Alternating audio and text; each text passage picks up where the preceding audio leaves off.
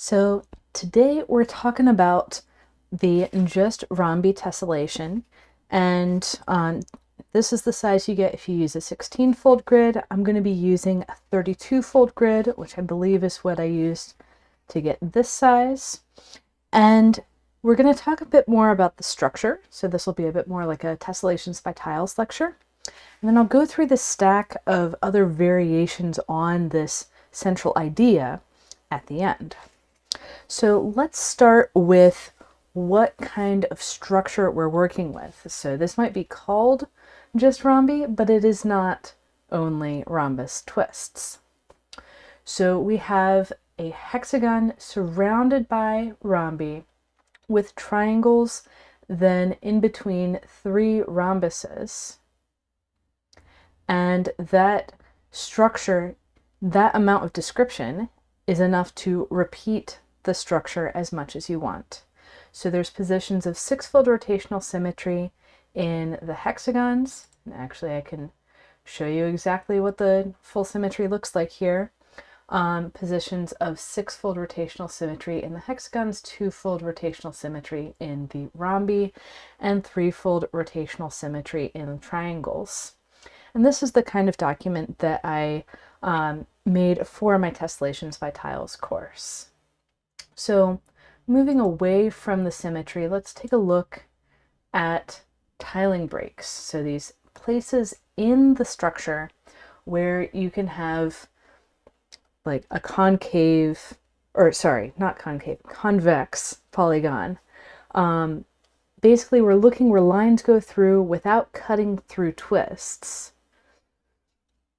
But you don't get very far by doing that. You get the first 6 rhombi around the hexagon, and then good luck finding another hexagon like that.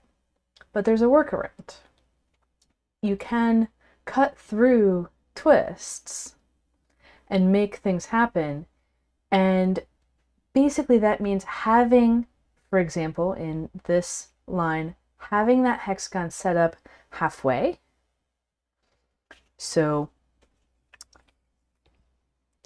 in this one, I have the hexagon set up halfway around the edge, and that will make a nicer stopping point. So you don't have to fold immediately all the way out to the edge of your paper. You have these stopping points along the way.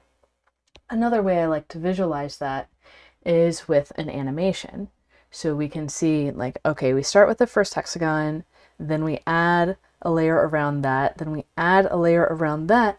We're doing the full rhombi, but those hexagons are only partially in place. Then the next layer out, we finish those hexagons and add some triangles and rhombi, but we've got some rhombi that are grayed out there. They're only halfway set up. And then we add more and more and more, and we keep going like this, filling out the structure.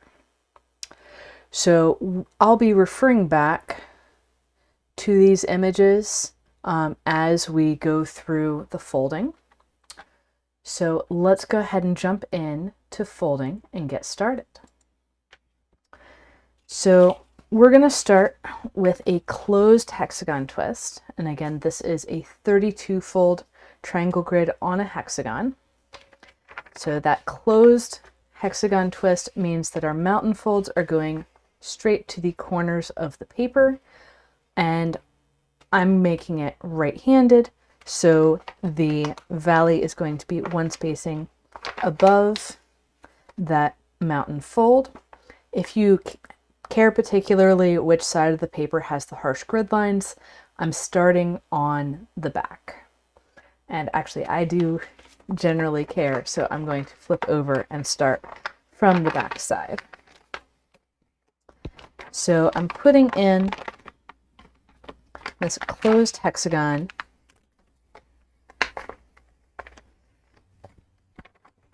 adding one plate at a time.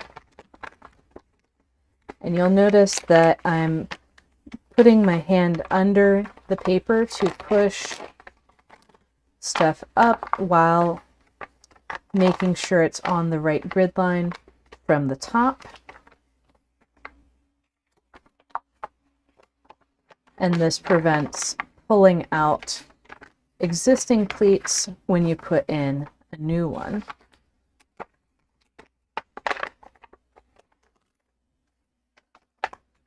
Once I've got that hexagon more or less set up, I'm going to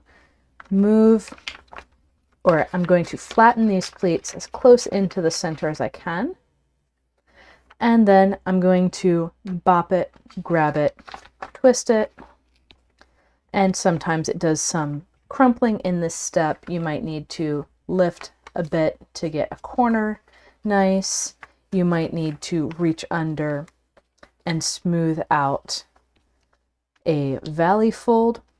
You just want to make sure that your hexagon is twisted all the way around so those valleys go all the way straight to the twist corners.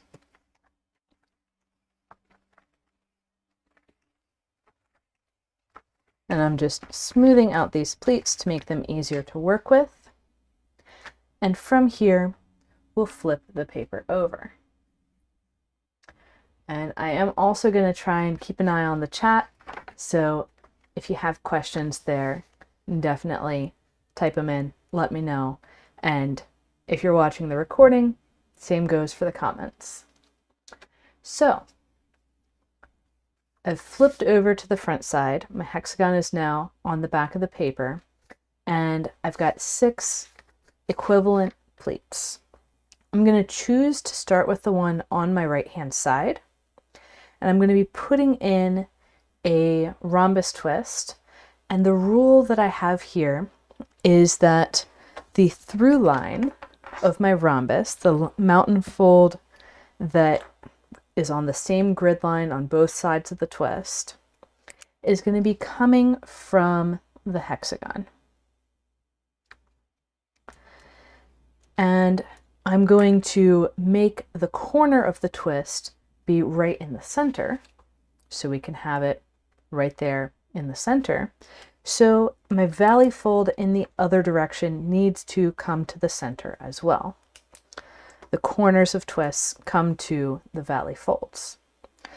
And I need a parallel mountain for that valley, which is now pointing out to me half of the central diamond. So if I pull this pleat over on top of the existing pleat,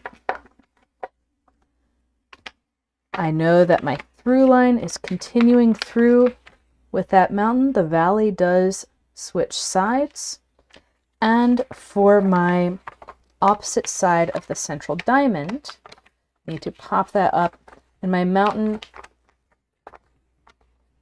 is going to be a little fussy, but it's going to run 1 grid spacing away from the central hexagon.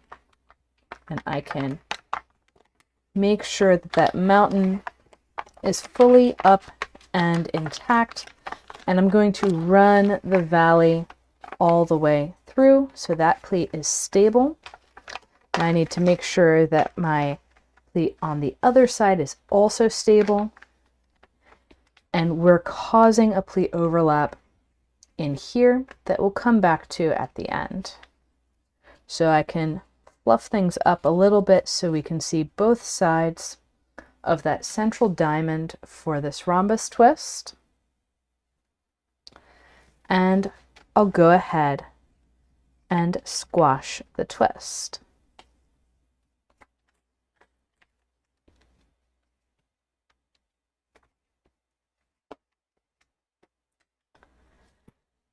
Then I'll rotate enough so that I can kind of get the next pleat on my right hand side, and that next pleat that I'm talking about is actually the one that's sitting underneath here. So I want to do exactly the next one over. I don't want to skip to the next quote-unquote free one. And I'm going to do the same process with this pleat, with one significant difference. So I'm going to still have the through line coming out from the hexagon. I'm going to have the valley hitting that hexagon hole. I'm going to have the mountain one spacing over from the valley. I'm going to set that up, but this time, when I set up the opposite side of the central diamond, that mountain fold that's going back this way, instead of running that through whatever's there, I want to make a triangle wrap on screen, right here at the corner of the existing twist. So my mountain is going along this grid line, headed back in there. So its valley is going to be one spacing over. And what we can do is pop the pleat from the existing rhombus, pop it back open. So I'm erasing the valley that was there and putting in a valley in a third direction. So this is the same direction as the through line pleat, but one spacing lower than the original valley. So this is turning the through line pleat from the first twist into a double depth. So I've got 2 spaces between the mountain and the valley, a double depth pleat.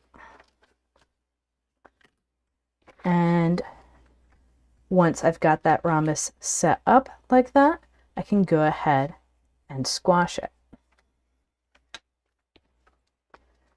Now I'm going to repeat exactly the same thing for the next rhombus, rotating around. I'm going to pull the pleat out from under the previous rhombus. I'm going to have a new pleat sitting right on top of the neighboring pleat. I'm going to have so my through line is coming from the hexagon, so I don't need to move it. I'm going to have the mountain fold on the opposite side of that central diamond. So here we have the central diamond of the rhombus twist. And on the opposite side, I've got another mountain going down, and I'm going to lift the previous twist, erase the pleat that was headed down parallel to my new through line, and do a triangle wrap that will make a double depth pleat under my previous twist.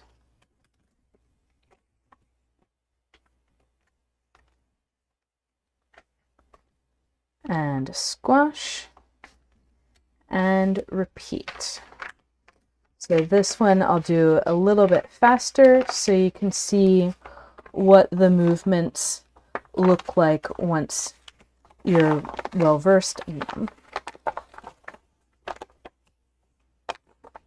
One thing to notice is that when I erase the pleat that had been running through here, I'm doing it from the outside in, not the inside out.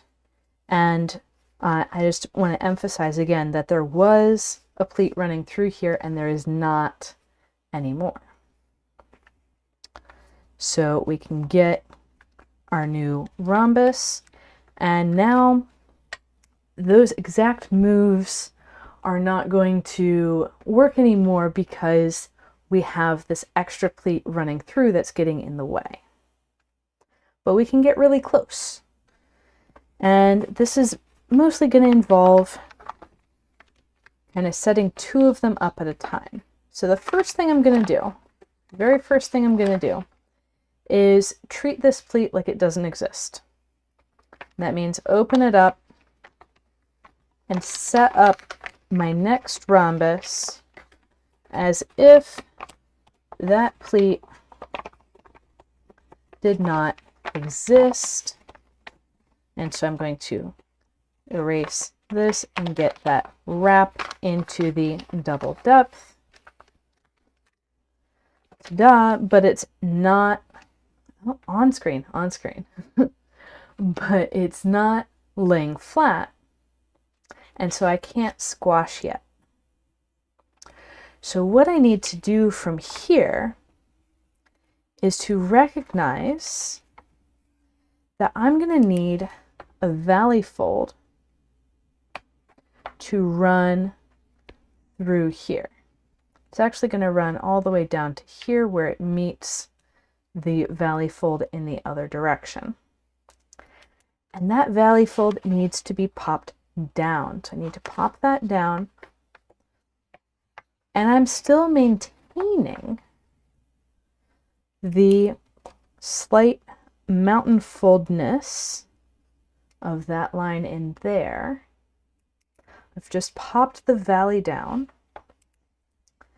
And then I'm going to have some mountainous on these folds as well. I'm going to have a valley coming out, making a three-way intersection of valleys. So I'm poking from the back to get that to happen. And you might notice I didn't put another mountain here. I let it run up here. It's outlining the central diamond. So when I find the mountain on the opposite side of the central diamond, so opposite to this one over here, it goes one more spacing before it drops into a hole. And we're going to take this pleat that's on top and erase it from the outside in so that we get our double depth pleat there as well. And now we have a double depth pleat under both of our new rhombi. And we can squash those in turn. I find this approach to be a lot easier than trying to set up all 6 of these at once. And yeah, it's just generally more straightforward to do one twist at a time, pardon the noise, than it is to try and get everything in all at once. So from here, we're going to flip the paper over, and I don't care how I flip because everything should be exactly the same. We have double depth pleats on everything going out. I'll flip over, and I've got these 3-way intersections hidden under these other pleats. And what I want to do is put in a closed triangle twist on each of those. So it's these triangles around the central hexagon. And I'm going to take this, on this side, mountain fold from the double depth pleat, and I'm going to fold the pleat in half. So there's still a valley fold under there. I'm folding that pleat over onto itself and squashing this triangle. Then what I'm going to do, because I don't like working up under things, I'm going to go to the side that I uncovered, rotate, and fold that pleat onto itself again to get another triangle, rotate, fold that pleat onto itself, and squash again, rotate, fold that pleat over, squash, and again, and again. Now, where we put the triangle and what triangle we put is one of those decision points that I'm going to show what could be done differently in the variations that I show at the very end. So make sure to watch all the way to the end. And when we're thinking about what we want to add on next, Now it's time to check out that diagram again and see, okay, from here, we're going to go and add a rhombus on each side and half a hexagon. Okay, can do. So coming back to the folding, I'm going to choose to flip to the rhombus side. And one thing that I can notice here is in my full pattern, I need to have 3 rhombuses around this closed triangle. So I'm looking for where is the free pleat that I can do something with. It's coming out this way. And since I want the corner of my rhombus to come to the corner of the paper, and also because this is a general thing with flagstones, I want to run my valley fold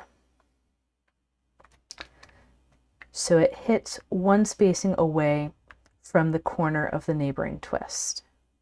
So I want to run my valley from the place where I want the corner to 1 spacing away from the neighboring twist. So the 1 spacing away is something you see over and over and over in these flagstone tessellations, because that means that the mountain that's on the other side of that is going to fold over and touch at the tip. So what I need to do, and I'm keeping this second pleat underneath folded, I'm going to pop this mountain down at the valley fold, let the new pleat come in, and there's a couple different things that I could do right here. What I'm going to choose to do in this particular situation is set up that zigzag wrap, the compound wrap. So I'm going to let the valley come through 1 more spacing, but pop that point up. So I'm zigzagging through. I'm keeping this lower pleat closed.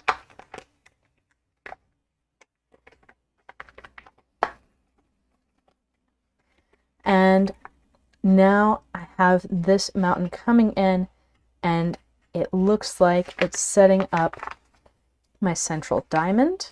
So I've got this splitting that's wanting to happen, and that's good. I'm going to run that mountain through as a through line. So the valley's on the left side. On the bottom, it needs to be on the right side on the top. So I'm letting that run all the way through the other plates that are up here. And I need to close off my central diamond. I've got a plate going into the triangle. It's going down in this way over here, so it needs to come up this way, up here. I'm going to outline that central diamond and let it lay down and squash.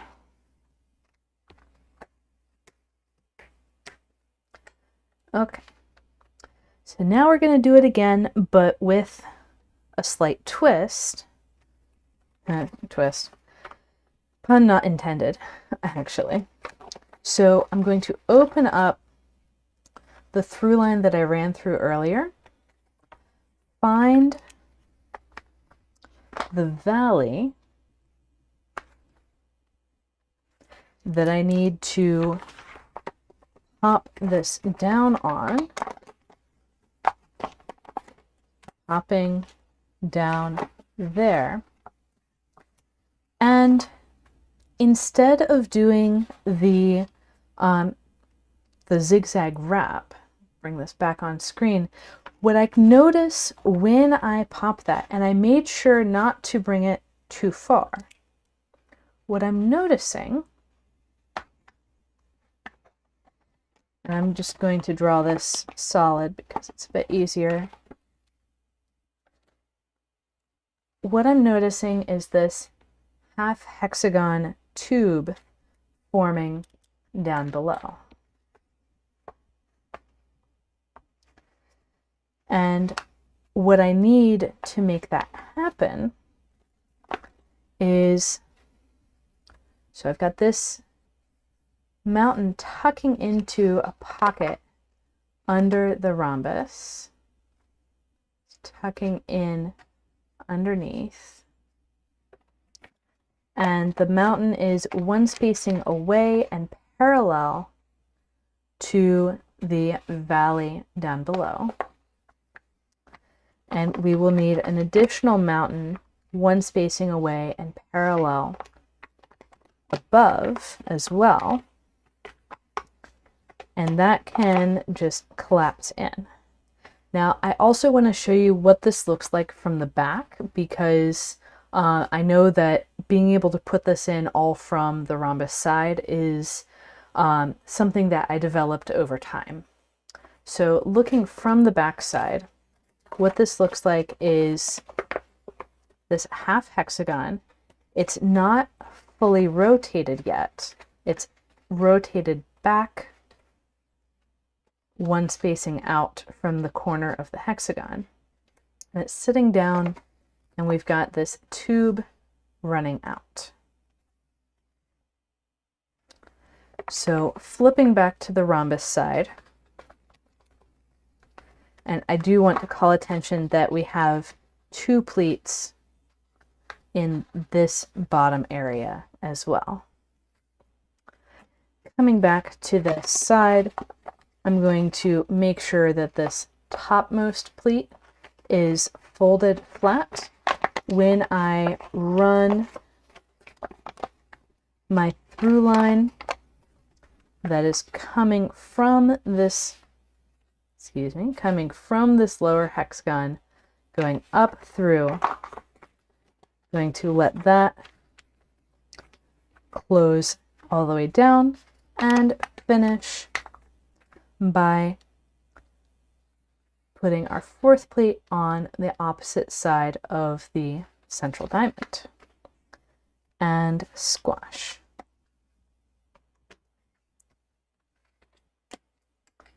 I'll make sure to check for questions. And we'll continue around.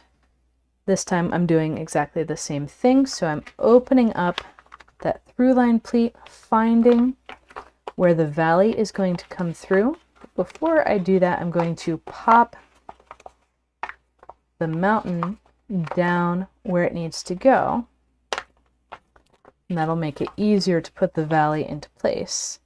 And instead of running the through line all the way in, I'm going to stop it exactly actually where the corner of the twist is going to be. So I'm running this through line just to there, and then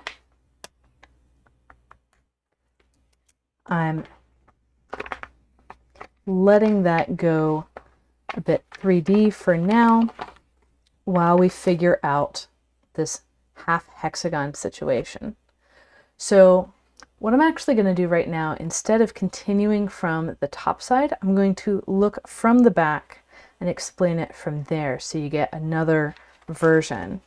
So looking from the back, I see that this triangle corner is not happy, so I can make that happy. And I see that there's 3 pleats coming in to the same point,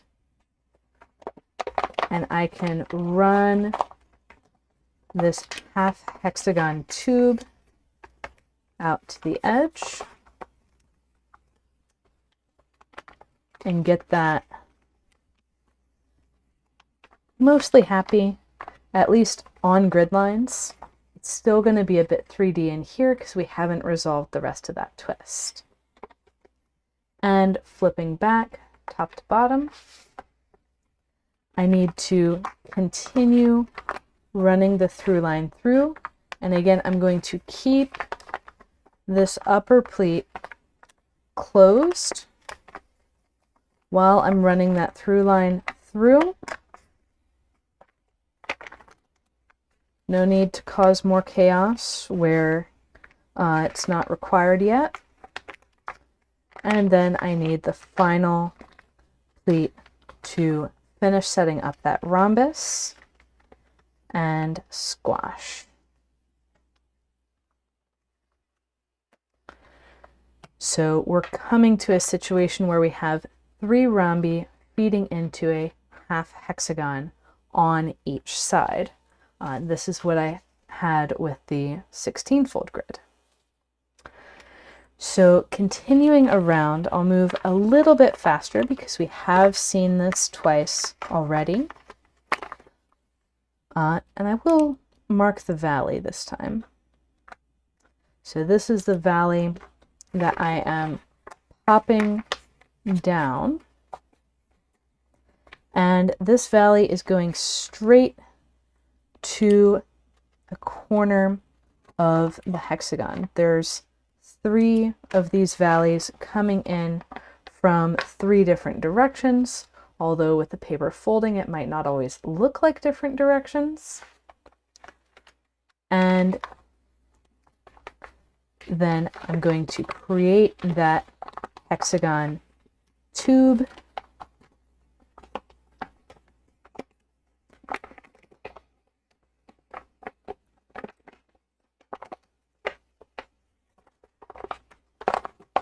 And that's going to let me bring that all together. Then the through line that I had set up with that first valley. So notice that here I have a pleat running under the rhombus. I'm going to let that rhombus sit down a level so that pleat can stay closed. Run the new pleat all the way out and close it, and set up the final pleat of the rhombus and squash.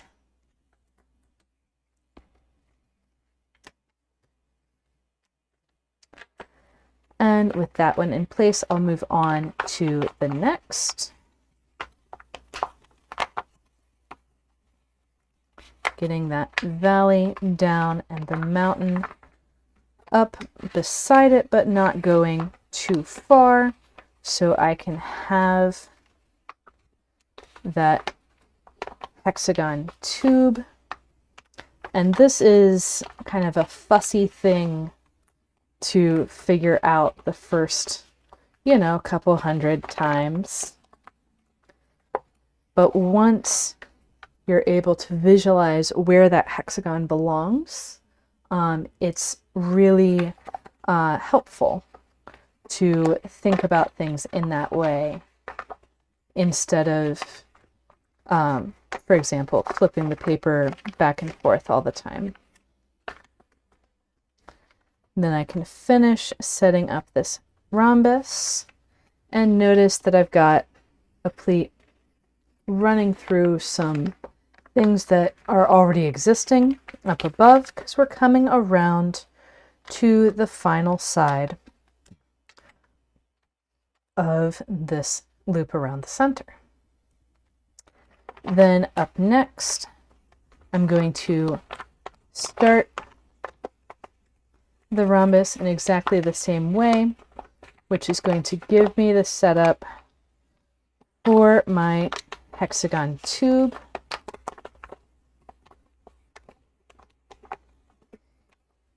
And in. It's always a minor miracle when that goes shunk. And then for the pleats above, I need to actually open this up and start working on that half hexagon above, so that when I pop up my through line, I can go ahead and have that in place and receptive, and get my new pleats in there like so. And I know that was a fast move, but it is getting to the same result that we had in all of the other ones, just this time on both sides of the new rhombus. And squash. There's some limitations to what I can teach step by step, especially in these denser patterns, because the way that my paper pops out and the way that my fingers move are not going to be the same as yours. And we're not going to have exactly the same intermediate steps using exactly the same amount of force. So the desired end state is what I have to emphasize here. So that's this guy. Let's see what we need to pull up next. So we've got the half hexagons and the rhombi that go with them. Next up, we're going to have completed hexagons. We already have these rhombi. We're going to need 6 more out in these corners. We're going to get 6 triangles as well. And we're going to have these spaces that aren't fully twisted. So the rhombus that is set up but not squashed. And I know it's a rhombus because it's next to a triangle. So we can come back here and go ahead and get started with that. So what I'm going to have is a completed hexagon. That seems like a good place to start. And flipping over, I can go ahead and take one of my hexagons, and it doesn't matter which one, they're all exactly the same, and put in my remaining pleats. And I notice that when I do that over here, this is causing a pleat overlap that's going to be kind of nasty to undo. So what I want to think about is, well, maybe instead of doing exactly that, I can find some way to set it up a bit nicer. So I was kind of doing that as I talked there. Let's take that pleat and go through this step by step. So I can see from the central hexagons that I'm going to have these single width tube structures leading to the triangle. That means that over here, if I open this up, I can say, hey, the mountain fold for the triangle is going to go here. Therefore, the triangle twist itself is going to go exactly there. And I can set it up and lay it down as a three-way pleat intersection, three-way intersection of mountains. Then this mountain coming out this way has a pleat coming into it. So one spacing out from the hexagon corner, I can split that into a three-way intersection of mountains, basically doing a triangle wrap and setting up my hexagon twist. And hi also to Thunderbird Ice. And I'm glad you can make it too. And so we've got our hexagon, and we're going to twist it all the way around so that we can basically take it and arbitrarily fold it in half, and we can see those valleys going all the way straight across. So with that set up, I want to take this opportunity to squash my triangle twist, because that's never a bad move whenever we have a triangle, if we're able to set it up, then we're also able to squash it. And then I want to come around to the next hexagon.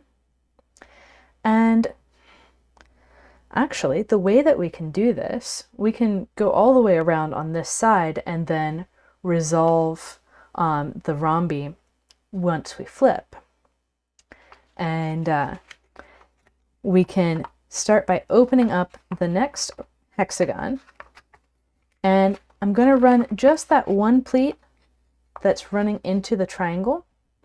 But instead of letting it run through the triangle, I'm going to do a zigzag wrap from the corner of the triangle.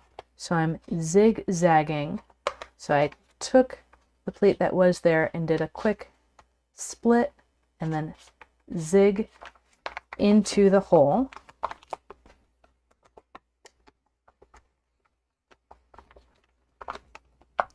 And Thunderbird Ice, since you enjoy folding tessellations, you are definitely in the right place. And I'm setting up my remaining pleats around this hexagon, and I'm going to do that same trick with the triangle above. So I'm finding that single width tube to set up my triangle right now as a three-way intersection until things are more stable. And then down below, I'm going to let these valleys form a three-way intersection of valleys with a three-way intersection of mountains sitting here above. Once that's all in place, everything will lay flat and we can twist that hexagon the rest of the way around and flip our pleat over to squash the triangle. And we're going to repeat those moves all the way around. We get kind of an easy pass on this ring around the center. Opening up the next hexagon, I'm going to split the pleat at the corner of the triangle that I'm running under, and then split it again, one spacing out, to tuck under that valley fold and have that section lay flat. Then I'll finish setting up the pleats for the rest of the hexagon, opening the pleat that I'm running through to find that single width tube, get the triangle on top, and then I've got my three-way intersection of valleys below, three-way intersection of mountains up above. This ends up being an accordion pleat in here, and I rotate my hexagon all the way around before squashing the next triangle. And there's a question in the chat, have I folded tessellation cranes? I can't say that I've used cranes in tessellations, no. But if you have a specific example, feel free to put in the link, and I'd like to check that out.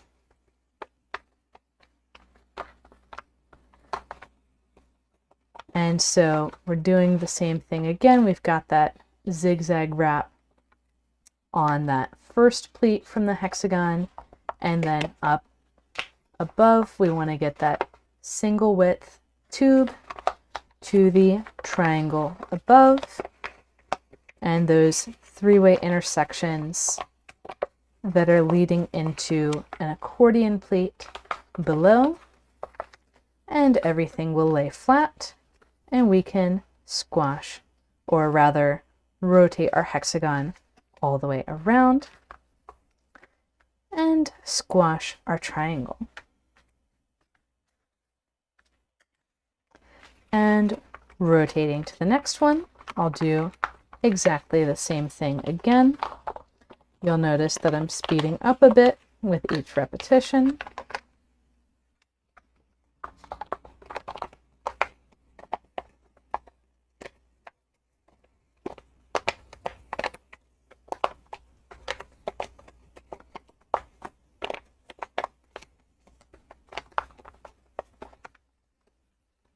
And again, making sure to rotate all the way around. And we're coming up to our final repeat. And this one's going to be slightly more tricky, not by much. The bottom is still exactly the same, so we're splitting that in there.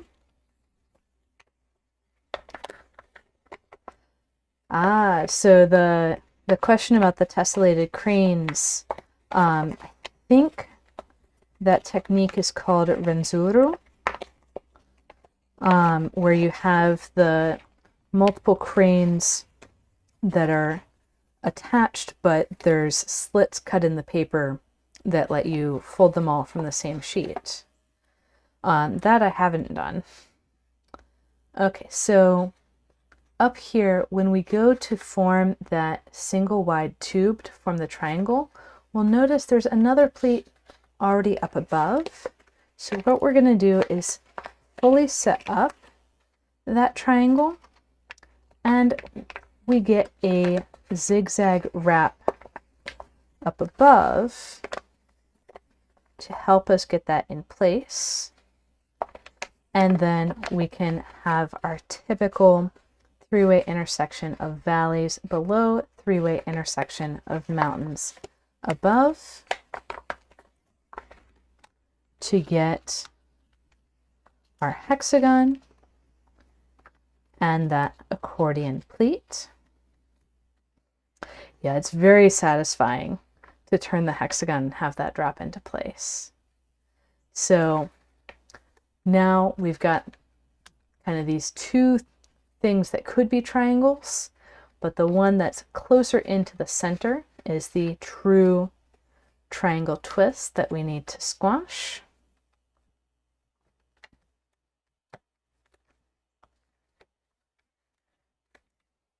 And then we're going to flip it over, and there's a whole bunch of these places where we've got these three-way intersections of mountains laying on top of the rhombi that we already had. Now, some of these are different from the others. Some of them are just like triangles, and others have this fourth pleat sticking out from the middle. So what we want to do, those that have the fourth pleat, we want to pop that pleat up, and it pops out a rhombus. This is another of those super satisfying moves. And so we're going to go around, and it's going to be every other one. I'm going to arbitrarily pick a direction. So not this one, so we're not doing a triangle up here. We're going to the next one, and then popping that pocket up. We keep the same mountains everywhere. We might need to change some valleys, and we get a new rhombus. Then coming around, I can pop up the next one. And one thing to notice here, this pleat is laying on top of not one, but two other pleats.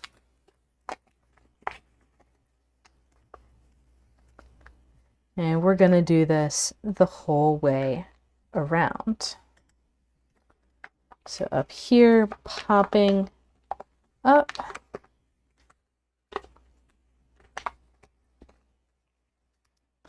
And the question in the chat is, do I teach origami classes? Yes, I do. I have a lot of, actually I call them courses because they're already recorded. There's a bunch of sessions, and I focus on tessellations, so that's my specialty. And I've got a wide range of options. So there's Basic Twist Bootcamp for people who are just getting into tessellations and want to know video instructions for how to practice each of the 8 basic twists. Then there's Tessellation Starter Sequence, which is my most in-depth course yet on really the 50 tessellations to practice to get up to kind of a intermediate to moderate skill level. And that one, and I'll make sure to drop links in the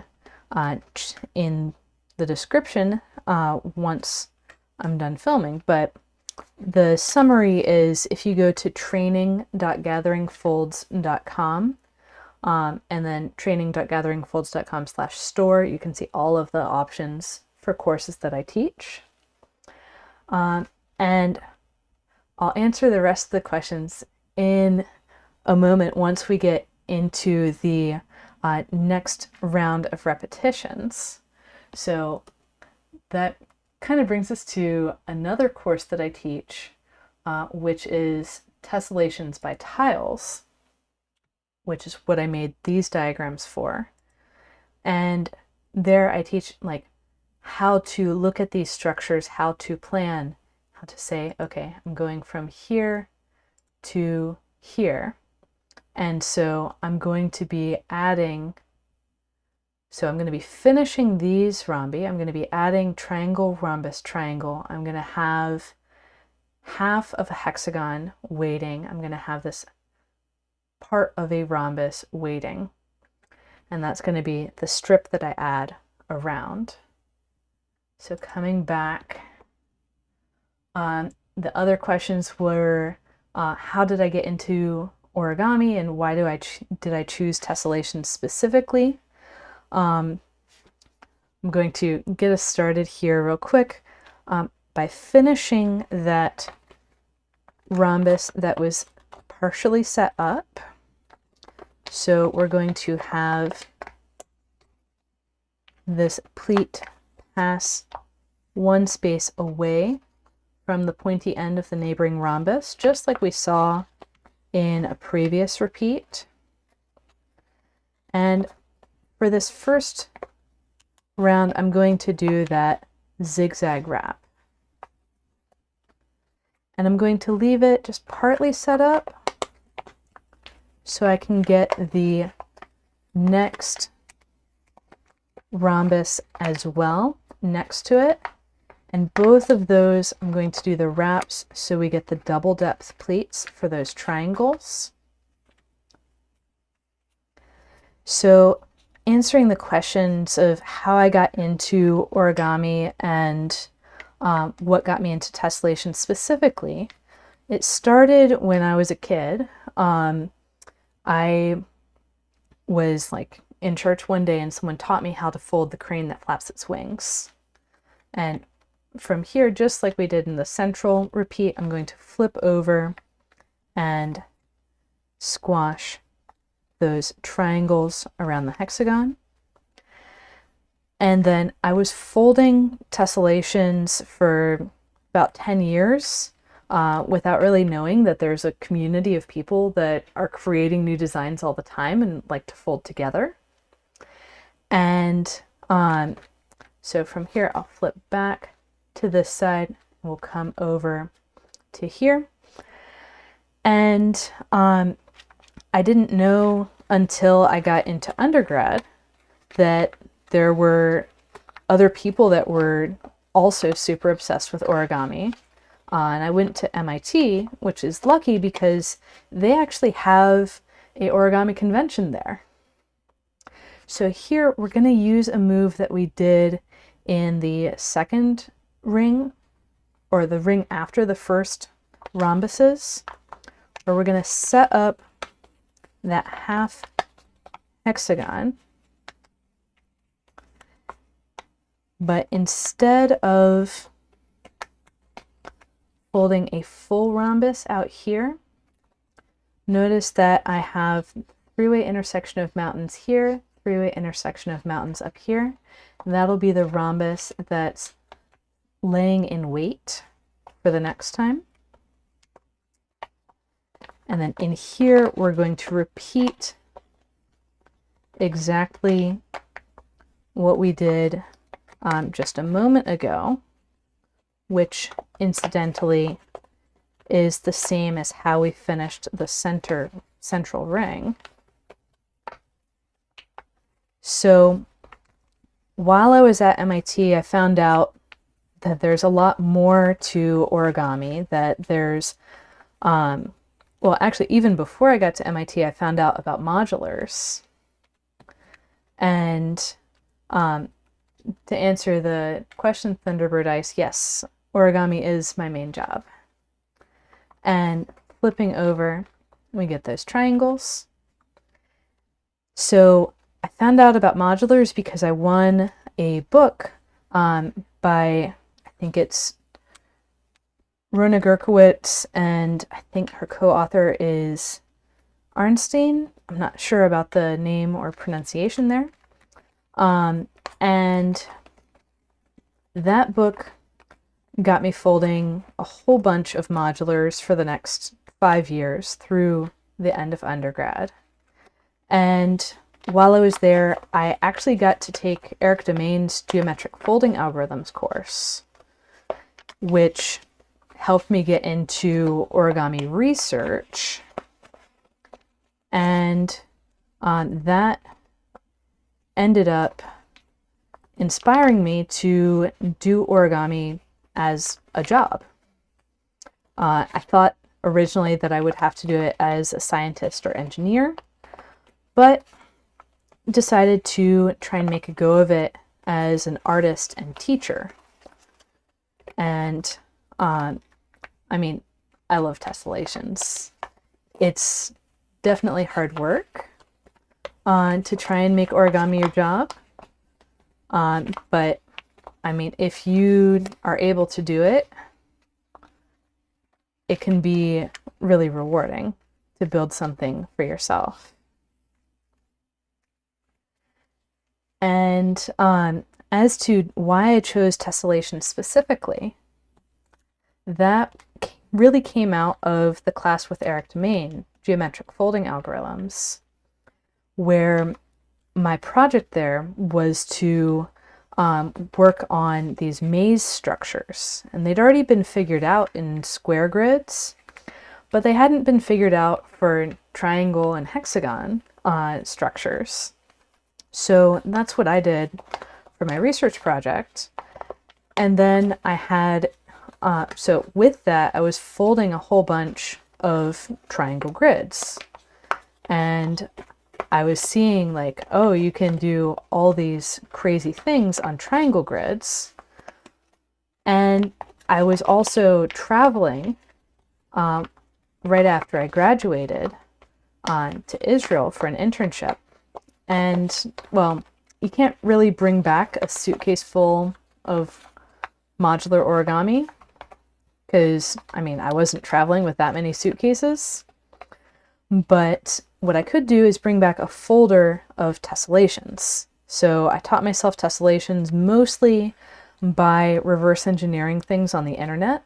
There weren't nearly as many videos back then. This was in 2017. And that's how I got into tessellations, and I started designing my own soon after. Well, after reverse engineering about 150, 200 of them. And I never stopped. So now I have at least 350 of my own designs, and there's, yeah, no stopping me now. So as for the question of what I studied in undergrad, I actually studied geology, which is surprisingly helpful for origami, particularly modulars and tessellations, and actually kind of really particularly tessellations, because you also study mineralogy. And in mineralogy, you study repeating structures of materials. So material science, solid state chemistry, mineralogy, these are all areas that have some of the same structures that we see in origami tessellations. And I was able to develop kind of my 3D visual thinking with the geology, because geology is all about figuring out what's there, what shape it's in, when you can't see it. It's underground, you can't see it. But you still have to know like where things are. And then the mineralogy and crystallography is about seeing how things repeat when they're too small to see with your eyes. You need to do microscopes, you need to have like X-ray diffraction, etc., to be able to figure out these different structures. And as for why I chose geology, I really wanted to understand how the world works. I wanted to know, like, why are things the way that they are? And also, I wanted to, like, potentially do something useful for people. So when I talked to a student so when I was a freshman and I was choosing my major, I talked to someone who was helping to find clean and stable water supplies for people, and also got to travel to the Caribbean for field work in the summers. And I was like, heck yeah, sign me up. So there's a lot to explore when you get into like all fields of science. And actually, one note back on the tessellation. Now I've got this double depth pleat running out through here, and my zigzag wrap is kind of running in contradiction to that. So what I'm going to do is this bottom zigzag, I'm going to run it down one space further so that the mountain coming down here is hitting the valley running through, and then that'll fold flat.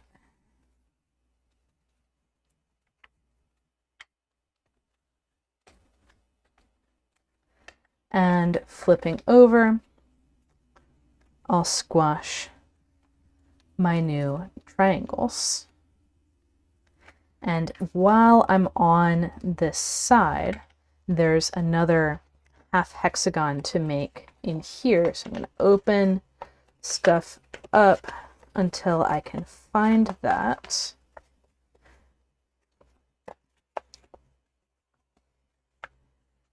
And I'm going to use these two pleats from the rhombuses, so the pleats tucked under these two triangles, to find the center. And I'm noticing that if I run it out this way, it doesn't cause any conflicts. So the third direction, I'm going to run it out one spacing and split, so I can tuck that under and get my half hexagon in place. Yeah, I'm happy to answer questions. I'm glad that you're asking them. So from here, we want to add another layer around. We're going to be finishing these hexagons, finishing these rhombi that were partially set up. And let's see, I think the easiest way to do that would be to start with one of these rhombi. I'm going to be, again, having that valley running from the triangle to one spacing away from the pointy corner. And you might notice that in these rings around, when we encounter a new hexagon, we don't fold the whole hexagon right away. So this is also going to be a partial hexagon. And I'll leave it set up like this. So I've got this cutting back right at the tip of the rhombus, and then I've got the tube of the hexagon, and I'm leaving this set up here. So we've got a question, did I meet anyone from college that chose the same path as me? I mean, there were other people in my major, but I don't know of anyone else who decided to go into origami full-time. There's a couple other people who are doing origami full-time. So Robert Lang, I think Boyce Wong, Layla Torres, but they're few and far between, which is part of why I'm going to conventions more. Oh, Ilan Garibi is another one who's doing origami full-time. Here we're going to end up with our whole hexagon twist, because this is a hexagon that was already partly set up. So I'm setting up this rhombus, and I'm getting just enough of the hexagon. I decided not to try and set up the whole hexagon. I'm just going to get this pleat and let the other one close on top, so I have a flat surface to squash my rhombus on.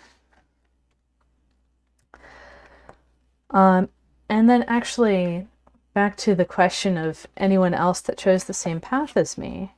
I guess you could say that Eric Demain is doing origami full-time because, I mean, he's a professor of origami and also computer algorithms. So here we get that satisfying chunk, that hexagon dropping into place. And flipping back, I need to figure out, okay, how am I going to move on from here? We're back to where I started, which means that I have to, at a minimum, put in this rhombus, and this pleat that's going back in, I'm going to choose to wrap around instead of letting it cause a pleat overlap. So that wrap is looking like this mountain's going back in. I'm going to let there be a valley to meet this valley, and they're going to have their valley three-way intersection, and I'm going to have two three-way intersections of mountains sitting on top.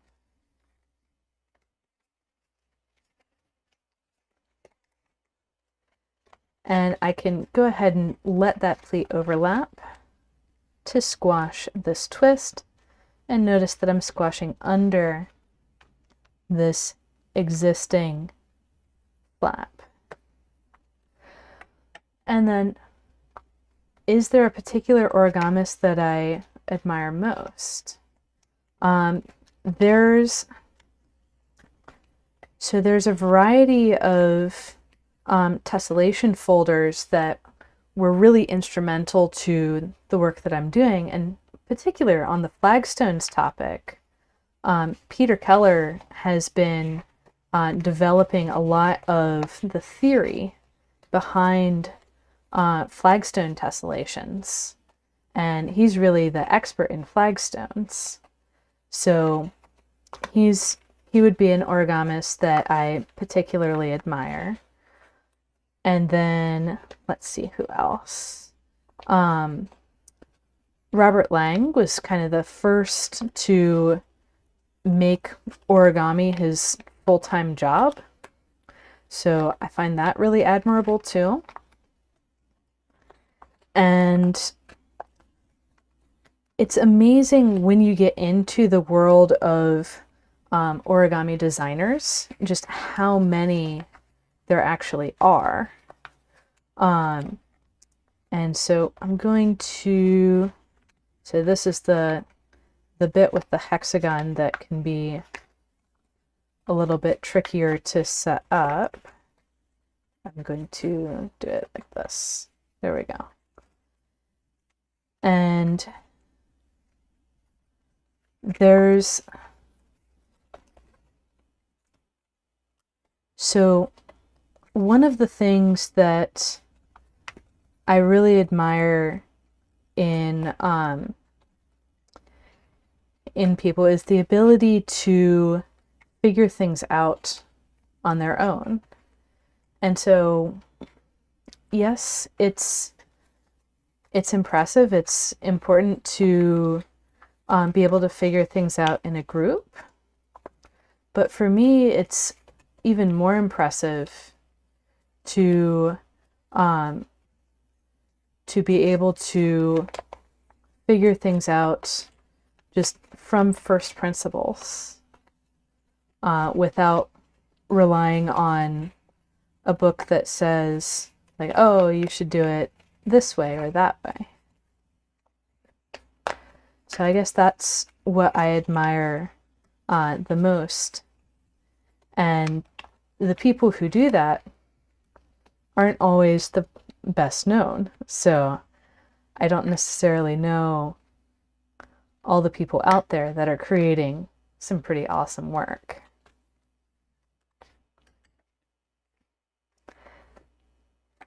And then there's all different kinds of origami to fold. So someone who does tessellations will have a very different perspective than someone who does like figurative pieces versus someone who does modulars. And then there's also people who kind of specialize in writing the software to help other people fold stuff. So Eric Domain and Tomohiro Tachi and Jun Maekawa and Mike Assis. These are all like people who write origami software and help other people to be able to create new designs. Yeah, the superpower of being able to fold and design anything you want, I feel like I'm there with the tessellations. So I'm going to be discussing a whole stack of designs that are based on this, on just Rhombi tessellation, the Flagstone, that use different variations, that use just different ideas that you can take this motif and then create all kinds of different patterns with it. And I mean, like I mentioned earlier, I've got 350. I see that I've been setting up triangles and neglecting to squash them this whole time. I'm going to go back and squash those. So using the framework of adding one ring of twists around the center at a time and having that mindset of, well, yeah, I can fold anything as long as like it is twist based, as long as I have like some amount of familiarity with the structures involved. It really does open up a whole new world of things to fold. Let's see, so this one's tucking in here. We're going to get that.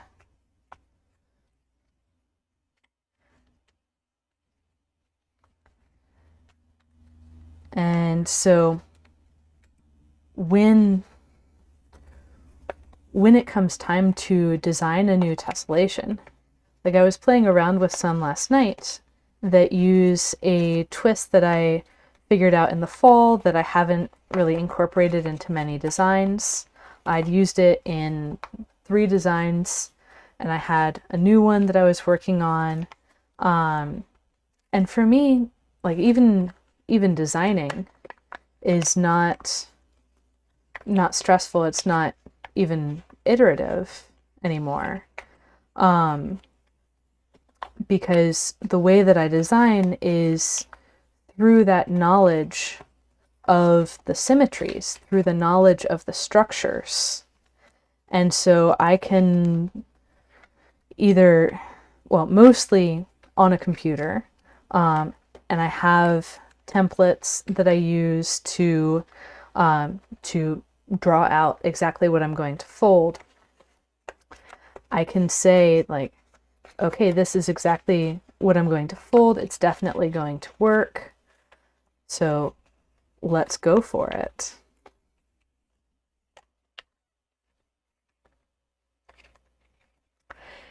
Yeah, the superpower of understanding everything, that is a true superpower.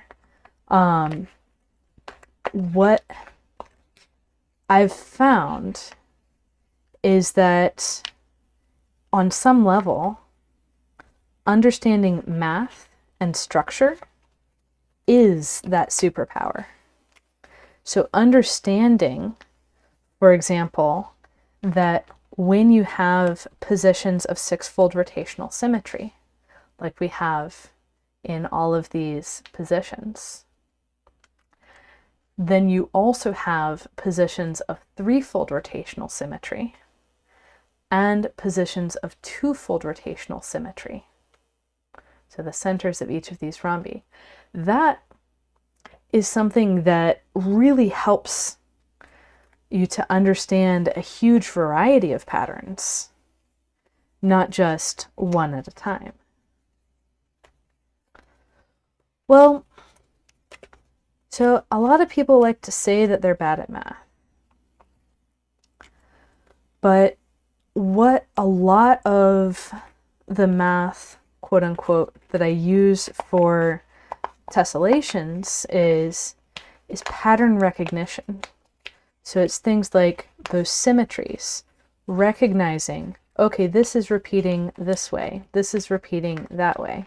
This is repeating like a hexagon, that is repeating like a triangle, this third thing is repeating like a square or a rectangle or a parallelogram or a line.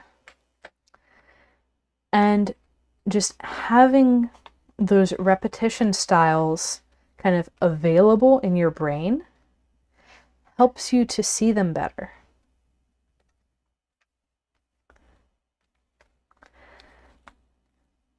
Hello, Haylat. Probably pronouncing your name wrong, sorry. But yeah, I love that we're having a discussion here.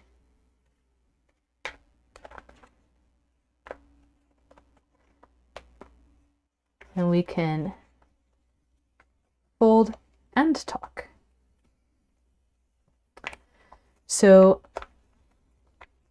for example, back to the math topic, a lot of people who, let's say, don't get along with numbers might do really well with visual spatial representations of things. They might do really well with remembering specific examples of things, with remembering like in photographic detail. And so we're able to have different specialties, really, as humans that are complementary. And not everyone has to understand things in the same way. Not everyone has to be good at things in the same way to be able to fold what you want, to be able to be successful. And so, yeah, I don't know what it is about my brain, but the tessellations really stick in there. And then flipping over, we're going to do another ring around the center. And this is probably, maybe, going to be the last ring around the center. Let's see what we're able to do. I'm going to start.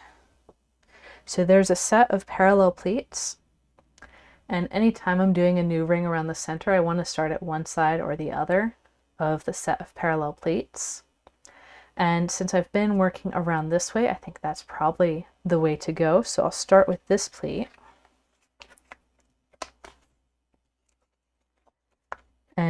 set up this rhombus. It's feeding into the hexagon on the other side.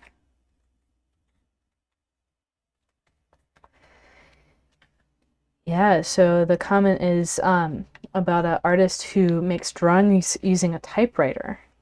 I mean, you have to be able to visualize the whole thing kind of before you start. It's really crazy that some people are able to see like that. So here I got the hexagon and I've got this paper that's kind of wrapped up and in the way.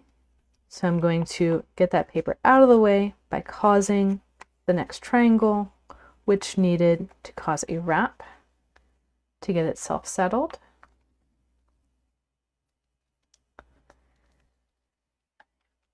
Yeah, as far as which button on the typewriter, so that example of the typewriter drawings, I feel like you start small and you do like a couple things that maybe only have a certain type of shape. And then you work with those for a while. And then you start moving on to other shapes and work with those. So here, notice I'm completing this 5th and 6th rhombus around a central hexagon. And I'm doing those both at the same time, just like we did in the center. So you start with some limited number of shapes. Kind of like with origami tessellations, you want to start with closed and open twists, starting with square, triangle, hexagon, rhombus, right triangle, before you move into like the trapezoid or any of the hybrid twists, any of the more open twists. You can get into some really crazy stuff with origami tessellations and still be able to fold it one twist at a time. And there's just, yeah, no real limit to what you can fold. All right. Yeah, happy to answer your questions, Thunderbird Ice. Have a great day too.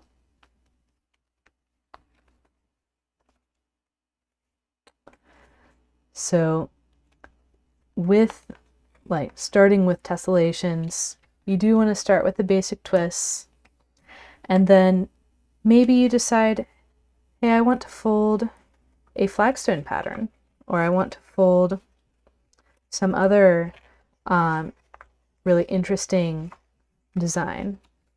And a lot of the time you can do that with those same basic twists, just spaced closer together. So if you look in the video description, you'll see a link to the rest of the Flagstone series that I'm working on. And there's ones that have all closed and open square twists. There's ones that have closed hexagon, open triangle. Well, with the open hexagon, closed triangle, I did the standard form for that one. And then the next one with open hexagon, open triangle, those I decided to use the double open hexagon to make it a little bit easier. And it might sound like a bit of an oxymoron to say use a twist that's more advanced to make it easier, but it's actually creating the space that was needed in the tessellation, or not strictly needed, but really nice to have in the tessellation, so we weren't folding everything all on top of each other. So we've got a ways to go around yet. I've got 2 of the edges done. And I'm gonna kind of try and speed run through and get us to a good stopping point so I can then explain some of the other pieces that I have with me here today. And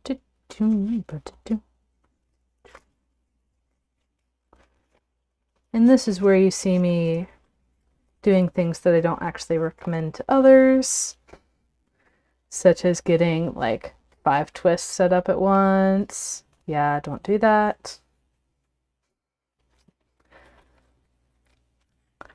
But it sure does move along a bit faster.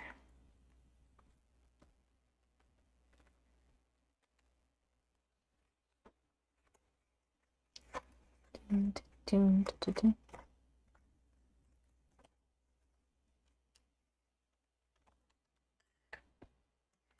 I had a triangle to squash on the back here.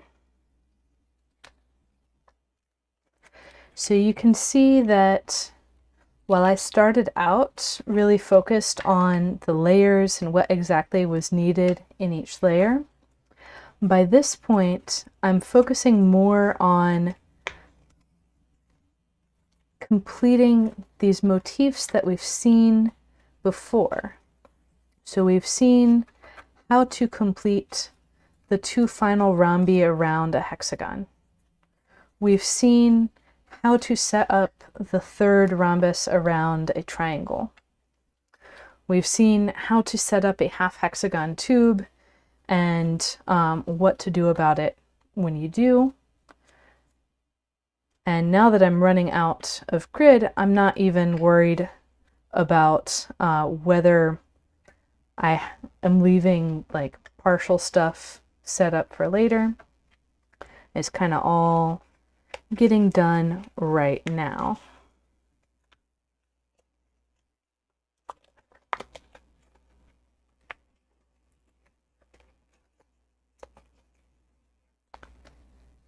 And squash.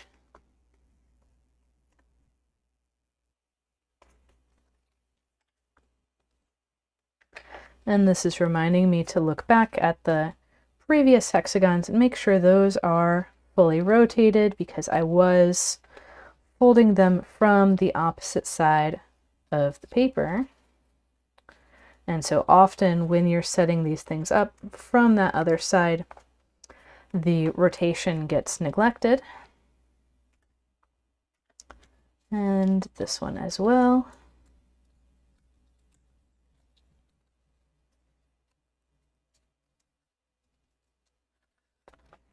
And unsnarl that bit right at the edge there. Oop.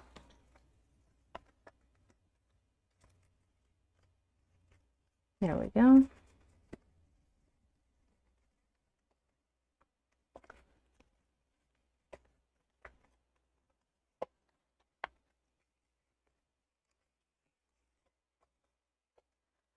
And so here we're setting up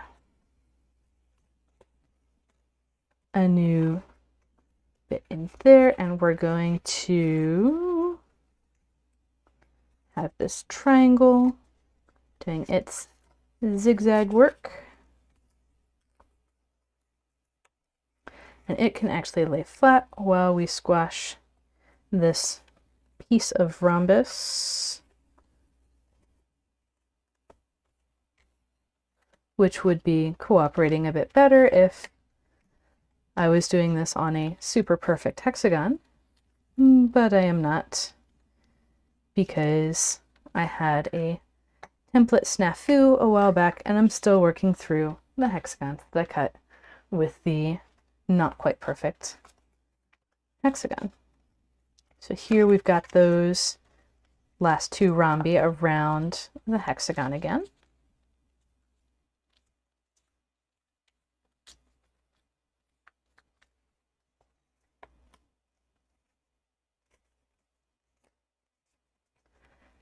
And I can squash those.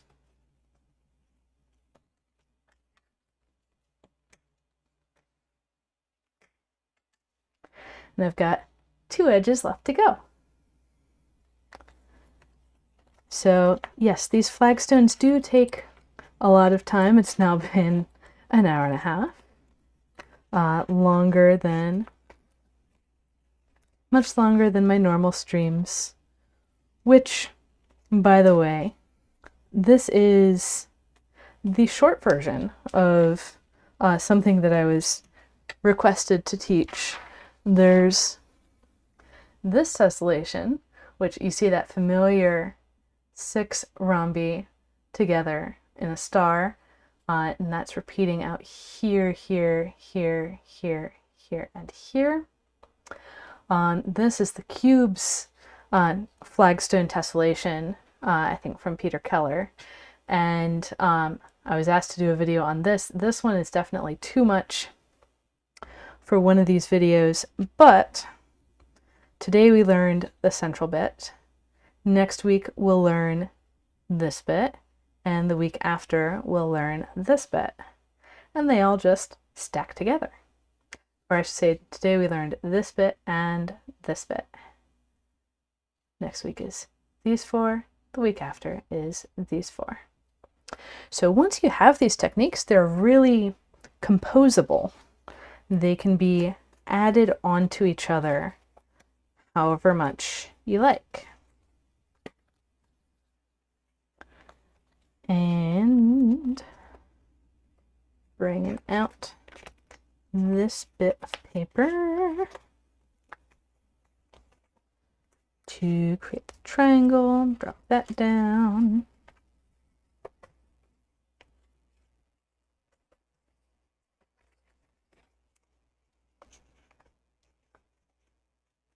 Keep that flat in the meantime. Squash this bit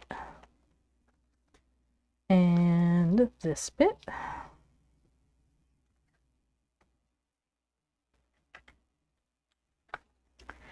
And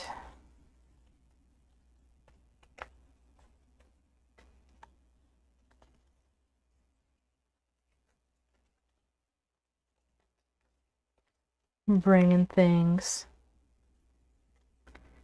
out together.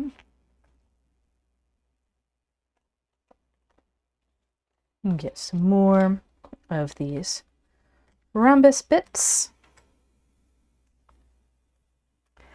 And time for the final edge.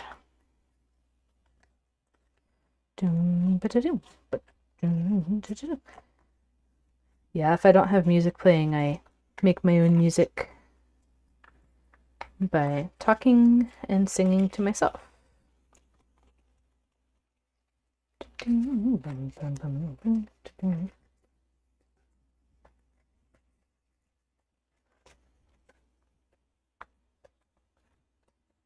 We can get that rhombus squashed.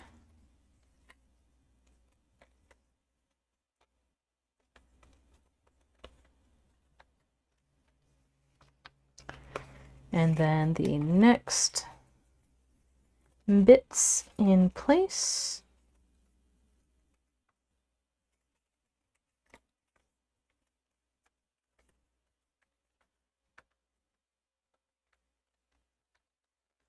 There and there. And I think I mentioned before, these edge bits would look a little bit different in order, in how much actually gets squashed if we had more grid, but this is roughly how it would go.